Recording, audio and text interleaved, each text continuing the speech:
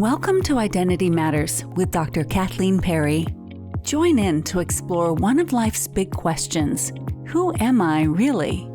The Identity Matters podcast will show you that you are and always have been innately whole and worthy just as you are. So slow down, relax, and enjoy the show. Welcome to Identity Matters. I'm your host, Dr. Kathleen Perry. So today we're going to begin exactly where all true transformation begins and what this podcast is built on, your identity, who you actually are. Because when you see that transformation, change, life being different, better, it really just happens kind of effortlessly. So before we go any further, I want you to know that I really don't want you to believe anything that I say. You don't even have to try to understand it intellectually. Don't try to figure it out. I'm going to invite you to just listen from that quiet place within you, that place inside that is already whole, and it's curious, and it's who you are. It is right here. So this whole podcast isn't about learning something new. It's about remembering what's always been true. And what's really cool is that anything I say here, most of what I say, you're going to find that you're going to be saying to yourself, Kathleen, I already knew that. Of course, because we're going to talk about the truth of who you actually are. Before the world and the circumstances of your life conditioned you, as it conditions all of us, before identities and personalities and roles were formed, before you started learning what was expected of you, there was always a you that was there underneath it all that was whole. And that you is still here. So the entire journey of this podcast is really simply, it's about remembering that gently and clearly in a way that will begin to change how you experience everything. So this work matters so much to me because I've spent decades now sitting with people, acupuncture patients, coaching clients, women in transition, people grieving and in pain, people that have come to me for energy healing. And I've noticed something like pretty extraordinary. When all those layers fall away, all of that constructed personality, that persona, when we really kind of look beneath all of that, what remains in every single person is exactly the same. What's there, what's always been there, is unconditional love, presence, kind of an innocence, and a magnificence, this unlimited potential, this greater love. There's also creativity, and there's actually joy underneath. Even if you haven't felt that in years, even if your life has been tough and you've been given your hard knocks, I'm sure you have, we all have, you've probably forgotten yourself. So my absolute deepest passion, my calling, is to help people come back home to discover this place in themselves. And I've found out that it doesn't happen by striving or fixing, changing anything, getting better beliefs, all the things that I tried that you've probably heard of in kind of self-help. Not that there's anything wrong with that, but that change is hard and it's really not lasting. This is not about striving or fixing or improving, but it's about remembering who and what you actually are. So let's get right to the meat and potatoes of it. Who you actually are is all those things I mentioned, unconditional love, but also who you are not. We're going to talk about this a bit more, but you are not your thoughts. You're not your past. You're not your roles you play, the coping strategies you've learned, even your beliefs. Who and what you actually are is the awareness that's there beneath every experience you're having, every thought, every emotion, every circumstance in your life. There's this unconditional love underneath it all. There's an innate, universal intelligence that is breathing your body, beating your heart, digesting your food. There's a creative spark within you. Maybe you haven't touched into it for a long time, but it's there. And it's there to bring insight and clarity. And there's a joy. There's a quiet joy, not like a fireworks, rah, rah, rah, like a real deep joy that's quiet, and it's been waiting for you to notice it. So I'm not trying to sound poetic here, but it really is poetic in a way. I'm just telling you the truth of who and what you actually are, the essence of your being. So there was a moment in my life that really revealed this to me, this essence of our true nature that can't be taken away. So it's been a few years ago now, but I held my husband in my arms as he took his last breath. And very surprising to me, and actually something that was very beautiful happened. But in the middle of my heart breaking open, there was this immediate, unmistakable stillness. I wasn't in shock, I wasn't numb, but there was this profound, quiet, spacious, and I at the time even described it as this kind of emptiness. But it wasn't an empty, like scary void. It was peaceful, it was calm. It was just very still and very quiet. It really didn't make sense to me at the time because it didn't feel like grief. So empty was the word I was using for a long time. I wasn't calling it presence or stillness or essence or my true nature.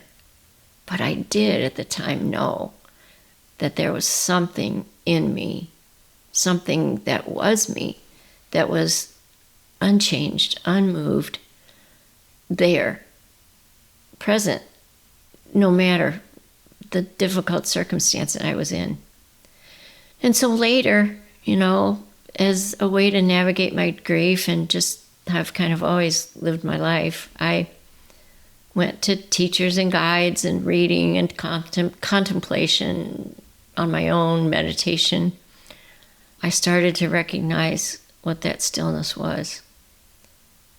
And someone said it to me actually shortly after my husband died, that was presence itself. And I came to really understand it and see it, that is the essence of who we all truly are. It is this part that cannot be touched by death, by loss, by emotions, feelings, circumstances, anything. It cannot be touched. It's there, it's in you, because it's who we are. So the depth of my understanding came gradually, and now I really, really see it. But that stillness was immediate. So, yeah, it revealed this universal truth. We are so much more than this personality that we've been managing. We're more than our coping strategies, our beliefs, our trying to fix ourselves, trying to change our circumstances, trying to be a better version of ourselves, come up with better beliefs and mantras, the roles that we fill, these identities, the expectations we try to live up to. It's not who we are. We're the love and the presence that remains when everything else falls away. So we forget this. So somehow along the way, we start living really deeply identified as this constructed personality. And we built it to survive and to belong, and it's conditioned in us. And that's nothing wrong. That's just how it happens in this human condition. But a lot of us are conditioned early on to be a good girl or a good boy, or to achieve and be successful, or be helpful, or be a peacekeeper. Or you might be somebody who, was the one that held everything together and still are. So none of this is wrong. It's not who you are. It's just not the whole truth. So if we mistake ourselves, those roles and that constructed, acquired persona as our real self, then life gets really heavy. There's a lot of pressure. There's a lot of confusion, and we can become really reactive. So remember, the good news is that your true nature hasn't been lost. This essence of who you are, it's just been overlooked. We just direct our attention more to this acquired persona. So let's take a moment and just kind of turn inward for a moment. I want you to, right now, just notice that there's something in you that's aware of my words. There's something that's not trying. There's actually a part of you that isn't judging or evaluating. It also doesn't get overwhelmed. It's steady, it's quiet, it's presence. It's kind of the space where all of this arises. And that presence is who you actually are. It's been with you through every moment of your life. It's been untouched, unchanged, and it's always available. We just didn't know to look there. So this, right here, is the recognition that begins to change everything. This is what is possible when you recognize this moment that I hope you experience. Just a moment, just even in between my sentences and my words, just a moment of stillness. So when you reconnect with that which has always been there, even if it's for a moment, just a brief moment, things soften. You'll notice that you're less critical of yourself and others, at least the momentum of that. You'll notice also that clarity will come, and being triggered and reactivity, that kind of loosens a little bit. In that space, when we're aware of that, relationships are just so much more open, and we don't take things personally. You'll find that connecting to that, whether you are actively engaged in a creative pursuit, a lot of people who are creative know exactly what I'm talking about. But if that's not your normal day in, day out gig, you'll notice that as you drop into that space of still, quiet essence of who you are, creativity will flow, and you'll find joy. And it's crazy, but joy, even when life and your circumstances look crazy around you. I know for me, I started to really feel more alive. Yeah. I think because all of the energy that I was directing toward maintaining the persona, pleasing people, whatever your story is, it takes a lot of work. It takes a lot of work to uphold this personality, this persona.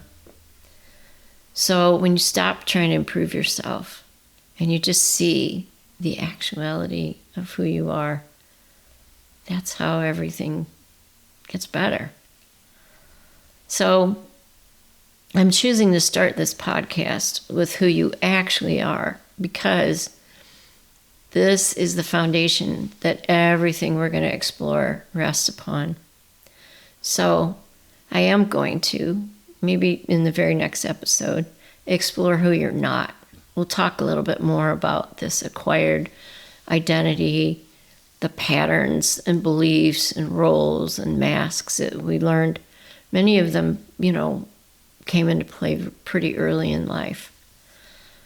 So I just wanted you to meet your magnificent self before we take a look at your conditioning. And I want you to know this truth before we start looking at the illusion. So again, take a deep breath. Take that breath in your belly.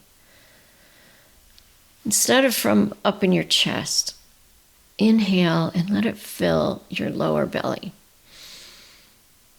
And as you exhale, let your abdomen press back towards your spine. That calms down your vagus nerve and your central nervous system. So do it again. Take a breath in and let it out. And notice if something really briefly just feels a little bit more open, a little more spacious, or you feel a sense of being more at home. The breathing isn't a technique. It just allows your mind to quiet while you think about the breath so that you can recognize the stillness that's there. This is the beginning of you coming home to yourself. Thank you so much for being with me today. And I want you to remember, you are already whole.